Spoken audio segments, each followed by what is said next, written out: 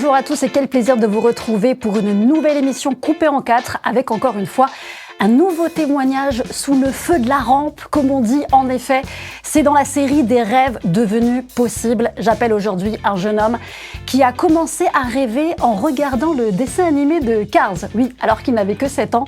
Vous vous souvenez, Flash McQueen, Sally, ça roule super vite sur les pistes de course. Eh bien lui, il en a fait une vraie passion. Non seulement parce qu'il est doué pour ça, mais aussi parce que Dieu a clairement ouvert les portes de manière juste extraordinaire. Et de qui il s'agit ?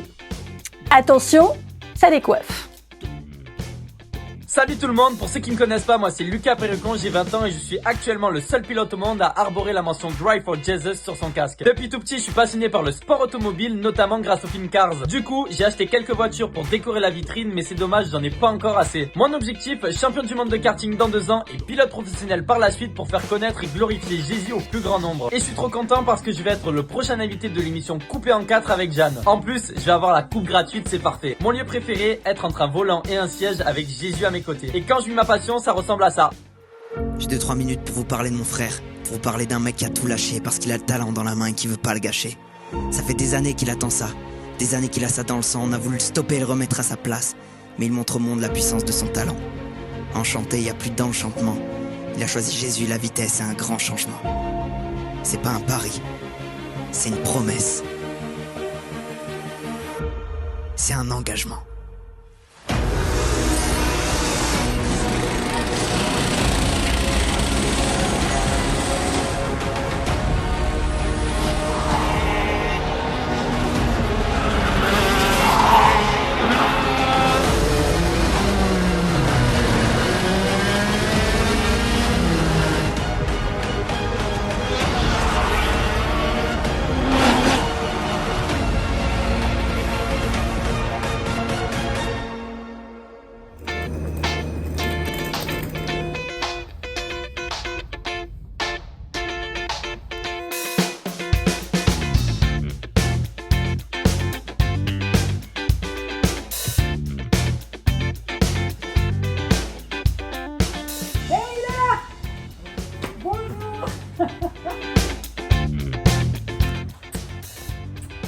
Sois le bienvenu.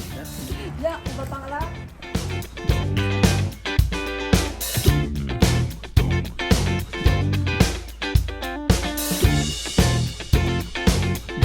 Tu vois, en pleine action là. Il a dit, Lucas. Aujourd'hui, Lucas va nous raconter comment il est passé du rêve à la réalité. À seulement 20 ans, il fait des exploits sur les pistes de course et commence déjà à se mesurer vers les plus grands coureurs. Alors, quel a été l'élément déclencheur de cette passion et comment cela s'est construit dans sa vie, mais aussi dans sa foi? C'est ce que nous allons découvrir très vite, juste après ce petit quiz. Alors Lucas, qu'est-ce qui t'insupporte le plus? Le manque de patience et j'aime pas quand ça va vite. Mais bon, Non, faut t'aimes faire... pas quand ça va pas vite. Ouais, bon. J'aime pas quand ça va vite. Bon. Ok. Le manque de patience et j'aimerais que ça aille plus vite, mais bon, faut faire selon le plan de Dieu. Donc on le suit. Quelle est ta plus grande qualité? Je suis généreux. Ton pire souvenir? Mon frère qui s'est fait voler une carte Pokémon en primaire. Ton film préféré? Cars. À quoi tu ne peux pas dire non? Un petit entraînement de cartes. Hein. Ton plat préféré? Les sushis, direct. Comment fais-tu pour rester toujours motivé? Le projet, c'est pour Dieu qu'on le fait, donc on ira jusqu'au bout pour lui. Et qu'est-ce qu'on fait aujourd'hui avec tes cheveux? Alors, petit moderne mulet, on laisse un peu derrière les oreilles. Sur le côté, on coupe en mode un petit peu dégradé. Et voilà, devant, on désépicie un petit peu pour être beau gosse et c'est bon, on finit comme ça. Alors Lucas, on l'a compris, toi t'es un jeune homme mais vraiment plein d'entrain et d'enthousiasme. Et la première question qui me vient comme ça, là d'emblée, c'est franchement, est-ce que t'as toujours été comme ça? Écoute, pas du tout. Quand j'étais petit, j'étais super timide. Et quand je suis parti travailler à 18 ans au McDo, la timidité a commencé un peu à partir du fait que je voyais des clients tous les jours. J'étais avec beaucoup de collègues de boulot. Et quand j'ai rencontré Dieu en juin et que je me suis mis à faire des vidéos sur les réseaux sociaux, la timidité partait de plus en plus. Et aujourd'hui, j'ai la joie de vivre et je peux aller parler à n'importe qui dans la rue, ça me gêne pas. Ouais, c'est vrai que quand on te regarde comme ça, on se dit pas du tout que tu étais timide avant. Et ton intérêt d'ailleurs pour les voitures qui roulent très vite, je crois que ça a commencé très jeune en fait, très tôt. Depuis, je dirais pas toujours, mais depuis que j'ai 3-4 ans, quand j'ai commencé à regarder avec mon grand-père, il y avait des voitures qui passaient, on les regardait, il me disait c'est laquelle de voiture, je lui répondais et tout. Et après, j'ai regardé le film Cars, où là vraiment... Le fameux, avec Flash McQueen et tout. D'ailleurs, mon perso préféré, c'est Doc Hudson. Ah. Et quand j'ai regardé le film, c'était ma passion en fait. Et après, je suis parti faire du karting chez mes grands-parents pendant les vacances. Et la passion, elle m'a jamais quitté. Et c'est parce que en fait, tu as demandé à tes grands-parents de commencer à faire ça, ou c'est eux qui t'ont proposé en voyant que tu étais plein d'entrain, en voyant Cars, en se disant tiens, on va essayer? Est-ce que ça a été comme une évidence, ou c'est une fois que tu étais dans un car que tu t'es vraiment rendu compte? En fait, du coup, j'avais vu le film et tout. Et on allait à Hyères, en France, à Kiddie Park. Et il y avait des quads, du kart et tout. Et on avait l'âge pour faire les petits karts avec mon frère. On y allait 1 fois, 2 fois. Et vraiment, on a kiffé ça. Et du coup, à chaque fois qu'on allait à Kiddie Park, on allait faire du karting. Et ensuite, on est parti à Speedkart. Et là, en fait, on a fait toutes les étapes. On a fait quad, motocross. Quand on a eu l'âge, on est parti sur les kartings pour enfants. Et après, les kartings pour adultes. Mais il y a eu le film Cars. Et après, il y a eu la première fois à Kiddie Park. Où là, on a vraiment adoré le karting. Ok, et ça a vraiment commencé cette passion, on va dire vraiment à ce que tu t'y affaires à partir de quand, on va dire? En CE1, je devais avoir 7-8 ans, ou 7 ans. Et la maîtresse nous avait posé une question, qu'est-ce que vous voulez faire plus tard? Ouais. Et j'avais déjà répondu pilote de NASCAR. Ah ouais. À ce moment-là. Et elle m'avait regardé, elle me prenait pour un fou. Et aujourd'hui, on est sur le chemin. Ouais, en fait, aujourd'hui, la folie n'est pas tant folie que ça. Voilà. Hein? Oui, et au contraire, justement. Et pourtant, c'est quand même quelque chose où on t'a dit que c'était pas pour toi, que c'est pas un rêve réalisable. Finalement, t'as toujours répété que, en fait, faut passer à autre chose, quoi.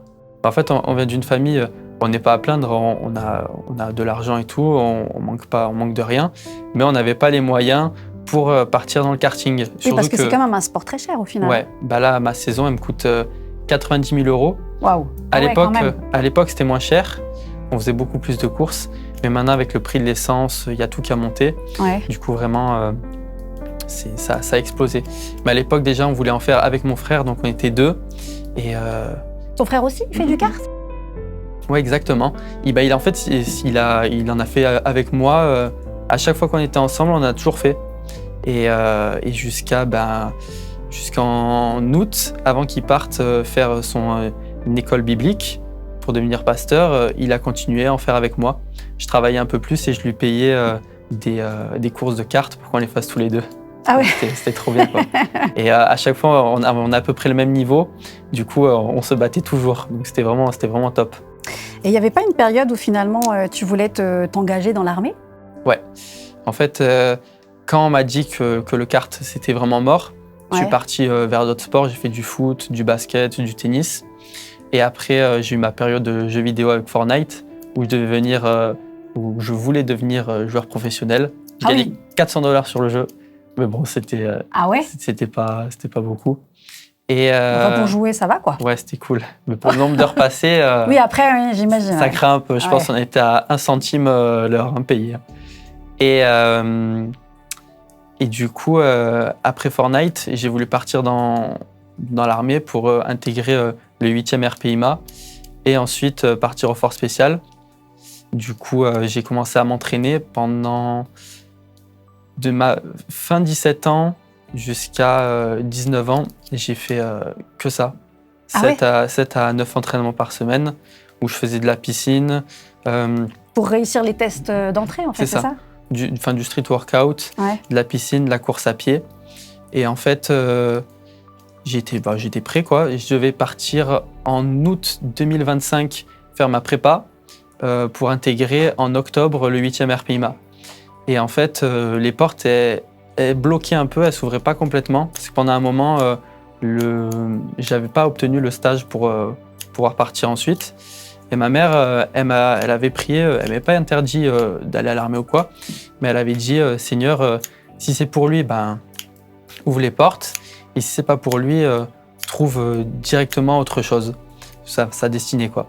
Et je suis parti à Vision 1. Du coup, Vision 1, c'est à Marseille, et c'est une association chrétienne, et ils font des comment j'appelle ça?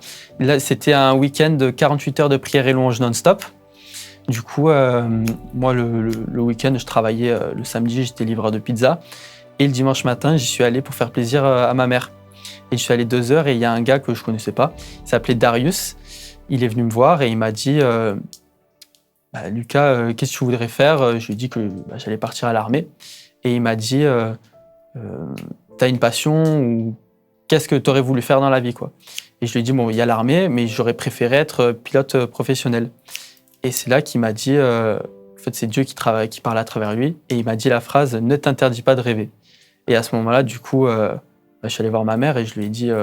Parce que là, tu étais déjà chrétien? Non, pas encore. Oui, parce Pas que à ce moment-là. là, Dieu, c'était pas encore ton intérêt, on va dire. Ouais. Tu t'y intéressais pas encore trop, quoi. Non, bon, je l'ai toujours connu parce que j'ai vu ce qu'il a fait dans ma famille. Ma tante, elle a été guérie de la sclérose en plaques. Mon frère, qui était vraiment, il était dans une phase où c'était très compliqué. Il est parti faire un week-end chrétien et il est revenu, il était baptisé, et il était métamorphosé, quoi. Ouais. Et mon père aussi, il a vécu une période très compliquée et pareil, métamorphosé. Donc en fait, toi, tu as vu de l'extérieur, mais tu n'avais pas encore vécu d'expérience personnelle. Voilà. Ok. Et en fait, du coup, avant Vision 1, en mai, mon père, il m'avait emmené tester le karting de compétition avec mon frère. Donc, on avait fait 10 minutes chacun et on avait kiffé ça. Et j'avais dit à mon frère, bon, avant que tu partes faire ton école biblique, eh bien, on se fait un été de kart. Et en fait, on s'était dit, on va se faire quelques courses et tout. Du coup, on avait fait une course en mai et une course en début juin. Et c'était des courses de location. C'est les cartes que tout le monde peut utiliser. Oui. Et en fait, on s'est fait repérer par une équipe de location, parce qu'il y a un championnat du monde aussi, et des championnats… Donc cette équipe qui était présente au moment où vous aviez loué Voilà. des kartings. Non, en fait, c'était leur compétition à eux, Ah, ok. et du coup, il y avait plein de personnes qui venaient rouler. Eux, ils avaient certains pilotes, et ils nous ont recrutés. Ok. Donc, on s'est fait recruter, et c'est là où en fait, Dieu, il avait commencé son œuvre. J'allais dire, c'est déjà là qu'il a commencé quelque chose. Il quoi. m'avait remis le karting, en fait, dans les tripes. la tête. Ouais. Et à Vision 1, il y a eu la phrase « Ne t'interdis pas de rêver ». Donc, je vais voir ma mère et tout. Et là, elle commence à se dire « Oh purée, qu'est-ce qui se passe ?» Il m'a fait l'armée, il m'a fait les jeux vidéo, maintenant il me fait le kart. Et en fait, elle a dit « Seigneur, s'il te plaît, Montre-lui. montre-lui, ouais, montre-lui la voie. Ouais. » Et en fait, il y a Darius qui est revenu. Et c'était encore Dieu qui parlait à travers lui et qui prend les mains de ma mère et qui lui dit tes enfants, ils vont aller de grâce en grâce, même si ça frise la folie, laisse-le faire. Et après, il lui a dit, ne t'inquiète pas, le Père s'occupe de tout. Et du coup, l'instant d'après, ma mère, elle m'a dit, bon, il coûte combien ton casque et tout. Et 2 semaines après, on est allé acheter mon casque. Ah ouais. Donc elle aussi, ça a été un chemin de Ouais. foi en fait. Hein. Pour Pour toi, mais pour ta mère Pour aussi. moi, quoi. pour ma mère, pour mon frère et en fait, pour toute la famille. Parce que ça a un peu réuni la famille. Quand je vais à des courses de cartes, souvent, il y a mes parents qui sont là, il y a ma tante qui va venir me voir, ma grand-mère, mon frère. Et en fait, ça réunit un peu tout le monde. Et donc pour toi, cette phrase « ne t'interdis pas de rêver », ça a été un élément déclencheur au final. C'est vraiment… je ne saurais pas comment le décrire, mais c'est comme si c'est cette phrase qui m'avait introduit à Dieu, en fait. Et c'est par cette phrase que j'ai été touché. Et T'as vraiment senti un avant, un après Ouais, avec ouais, Dieu ouais. dans ta vie avec ça? C'est Bah, comme s'il est venu rallumer quelque chose qui était enfui en toi en fait. Il est venu rallumer quelque chose. Et c'est comme si avant, j'avais le but d'aller à l'armée, ce que je voulais faire, mais bon, c'était un métier comme ça. Et là, en fait, c'est plus qu'un métier, c'est d'agir selon le plan de Dieu, en fait, et de mettre ma vie à contribution pour lui, quoi. Et on peut dire que finalement, c'est cet été que tout s'est accéléré, en fait, pour toi, en participant donc à plusieurs courses, avec donc des kartings de location, comme tu le disais. Et c'est, on va dire, là, une opportunité incroyable, finalement, qui s'est présentée à toi. Tu penses que c'est vraiment là où il y a eu un shift dans ta vie ? Il y a eu 2 shifts. Il y a eu le plus gros, c'est je me rappelle plus, je crois que c'était le 21 juin. C'était le dimanche. Jour de mon anniversaire. Voilà. Et du coup, le 21 juin, il faut souhaiter l'anniversaire à Jeanne. Voilà.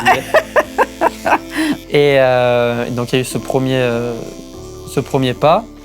Ensuite, tout l'été, je faisais une vidéo par jour. Mathis, mon frère, du coup, il me montait les vidéos. Ah oui. Et on allait quasiment toutes les semaines, on allait rouler. Donc, on a fait une endurance de 3 heures au Luc, une endurance de 4 heures à Brignoles. On est allé faire comme un stage. En fait, il y avait un coach de karting de compétition qui nous a pris tous les deux une matinée. Et après, en août, il y a un gars qui m'envoie un message et qui me dit je vois ce que tu fais, c'est super et tout. Et j'ai une équipe qui s'appelle Raspberry et j'aimerais que tu viennes tester un kart. Et en fait, c'était comme une détection. Si t'es bon, ils te font rentrer dans l'équipe. Donc, 2e détection, entre guillemets. Voilà. Et cette personne, elle s'appelait Lucas Rico. Elle était vraiment importante pour moi parce qu'en fait, c'est lui qui m'a introduit à mon équipe. Ils m'ont fait tester un kart. Et ils ont dit que c'était plutôt pas mal. Et par la suite, ils m'ont trouvé mon kart. Et en fait, c'est avéré, c'est ça qui est fou, c'est vraiment dans le plan de Dieu, que ce team-là, il était à 20 minutes de chez moi, en fait. Ah ouais. Et moi, j'avais pas de remorque, pas de garage, pas d'endroit pour stocker le kart, du coup. Et en fait, c'est eux qui me stockent le kart, c'est eux qui me l'amènent sur les circuits et qui me font la mécanique. Mais quand tu dis ils t'ont trouvé un kart, ça veut dire qu'il faut un karting adapté à soi? Enfin, il y a des particularités? Non, en fait, il y a différentes catégories. Les catégories pour les petits, 8 à 12 ans, c'est le mini 60. Après, donc, adapté à ton niveau, voilà. en fait. À partir de 12 ans, c'est national. Et au-delà, il y a les seniors et ensuite, il y a les KZ. KZ, c'est à vitesse. Moi, du coup, je suis en senior. Et en fait, ils ont les contacts, ils m'ont trouvé le kart. Je l'ai acheté. Et après, ils me faisaient toute la maintenance, la mécanique, le coaching. Et donc, on partait sur les circuits pour aller s'entraîner. Ok. C'est génial quand même tout ça. Ouais. Autre chose de déterminant avec un symbole fort, j'ai envie de dire aussi, que tu as fait peindre sur ton casque. Alors on l'a vu un petit peu en intro, sur ta vidéo de présentation. Pourquoi avoir fait ça? En fait, du coup, c'est le 3e pas qui est venu avant le 2e. Du coup, en fait, c'est avant le kart, on a su que ça allait s'appeler Drive for Jesus, mais on l'a fait peindre plus tard. Parce que c'était faute de budget à ce moment-là. Et en fait, mon père, il était dans sa voiture et d'un coup, il s'arrête, si je me souviens bien. Et en fait, il avait eu une vision où il voyait des cartes avec marqué Vision 1 dessus. Du coup, l'association chrétienne où j'ai été touché par le Seigneur. Et il voyait l'inscription Drive for Jesus. Et en fait, il m'a dit, je sais pas comment tu veux appeler, parce qu'à la base, on devait faire une association. Maintenant, on va faire une société de droit à l'image. Il m'a dit, je sais pas comment tu vas appeler l'asso, mais moi, je peux te proposer ça. C'est ce que j'ai reçu dans mon cœur et tout. Et en fait, je lui ai dit, mais c'est ça, en fait, c'est Drive for Jesus. Et du ça coup, t'a tout de suite parlé? Ouais, direct. Je lui ai dit direct, on y va, let's go. Donc, ma tante et ma mère, elles ont trouvé le 4. En fait, du coup, c'est G4G. Et en entier, ça fait Drive for Jesus. Et mon frère et sa copine, ils ont créé le logo. Du coup, on avait le logo, le nom. Et à partir du moment où j'ai eu le budget, on a fait peindre le casque. Et le casque, du coup, il est arrivé en janvier. Et là, j'ai envie de dire, juste pour la petite anecdote, tu as eu un petit accident quand même assez sympathique là, il n'y a pas très longtemps. La machine à laver. Ouais. Donc, tu as fait un roulé-boulé, le casque s'est fendu. Donc, et on t'a proposé de rouler sans ce casque-là, mais pour toi, du coup, ça n'avait pas de sens. Bah, c'est ça en fait. Il y a eu encore un quatrième step. Il y a eu un avant et après le Castellet. Du coup, ça s'est passé les 18 et 19 mars. Et sur les essais libres, j'ai fait une erreur et j'ai freiné trop tôt et pas assez fort. En fait, je suis monté sur un autre pilote et je suis parti en tonneau. Petite anecdote, le casque, il a été touché, mais il n'y a pas eu d'égratignure ni sur la croix ni sur les deux Jésus. Ah oui. Donc ça, c'est assez cool. Mais à l'intérieur, il était abîmé, du coup, il fallait le changer. Et en fait, du coup, avant le Castellet, inconsciemment, dans ma tête, je voulais toujours porter ce casque parce qu'en fait, le but, c'est de proclamer la parole dans le monde du sport auto et de faire connaître Jésus au plus grand nombre, et notamment dans ce sport où il n'y a pas grand monde qui en parle. Bien sûr. Et après le tonneau, je suis revenu sur la piste et en fait, je savais que Dieu il m'avait gardé parce que vu comment je suis tombé sur l'asphalte et tout, j'aurais pu me péter tous les membres du corps. Et en fait, je me suis dit, si sans Drive for Jesus, ça sert à rien, entre guillemets, parce que je vais rouler, mais je vais rouler pour ma gloire personnelle et pas pour la gloire de Dieu. Et j'avais eu un prêche à l'église, dédicace Pedro, mon pasteur, qui nous avait dit dans chaque projet que vous entreprenez, il faut que ce soit 50-50, 50-50 sur les efforts que vous allez fournir. Enfin, Dieu, il va nous aider à ouvrir les portes et tout, et nous, on fournit l'entraînement, tout ça. Parce qu'il faut se dire aussi que Dieu, il m'appelle à être pilote automobile, mais si je ne m'entraîne pas comme un fou furieux, ça ne va pas se faire tout seul, quoi. Oui, on a notre part personnelle aussi dans l'affaire. Mais il disait aussi, par contre, le jour où ça marche, c'est vous avez 0 en termes de gloire, et Dieu, il a 100%. Et en fait, c'est vraiment ça que je veux donner. C'est ce qui est resté sur ton cœur, vraiment ? Ouais, vraiment ça. Et d'ailleurs, ce que j'ai trouvé aussi assez étonnant pour un jeune homme comme toi, c'est que tu dis que tu ne pries pas pour avoir des résultats, mais tu pries pour tout donner. En fait, j'ai fait ma première course. J'ai eu quelques courses d'entraînement avant le début de l'année. Et au Luc, c'était ma première compétition officielle en Ligue PACA. Du coup, c'est niveau régional. Et je me suis beaucoup comparé aux autres. Je me suis dit, purée, je suis derrière eux. Même si moi, j'ai moins d'entraînement, ça me saoule en fait. J'aimerais être plus fort plus rapidement. Ça rejoint le fait de la question du début. Et en fait, il y a une amie d'une amie qui s'appelle Foulée et qui m'avait fait un vocal et qui m'avait dit « Faut pas que tu te compares aux autres parce que chacun a son expérience. Et en fait, faut que ton témoignage, il est sur toi. Et faut que tu sors de la piste, tu sois toujours content de ce que tu as fait, même si le résultat obtenu, c'est pas celui que tu voulais. Faut que tu sortes du kart en ayant tout donné. La satisfaction que même si on n'a pas le résultat qu'on aurait souhaité, mais c'est au moins d'avoir donné le meilleur de soi finalement. C'est ça. Et surtout que dans ce sport, peut tout se passer en fait. On peut être dernier et le tour d'après finir premier si tous les mecs devant ils font carambolage. Et c'est de se dire que même si c'est compliqué, je vais jusqu'au bout, je donne tout. Et donc au-delà en fait aussi de cette course de compétition, est-ce que tu peux me dire aussi s'il y a une vision de fond vraiment que tu as pour les années à venir ? Là, on a commencé. Du coup, après le Castellet, le tonneau, c'est comme s'il y avait tout qui avait été rasé. On gardait toute l'expérience qu'on avait derrière nous et on recommençait sur une nouvelle page. Et on a créé un site internet qui va bientôt ouvrir, qui s'appelait le d4gracing.com. Et en fait, l'objectif, c'est du coup, comme je l'ai dit, de faire connaître Jésus sur les circuits. Et par le biais que je porte mon casque, j'ai déjà eu des personnes qui sont venues me voir. Et en fait, elles venaient me voir, on en parlait un peu, mais il n'y avait pas de suivi derrière. Et ce qu'on a voulu faire avec ma tante, c'est d'ouvrir un site internet.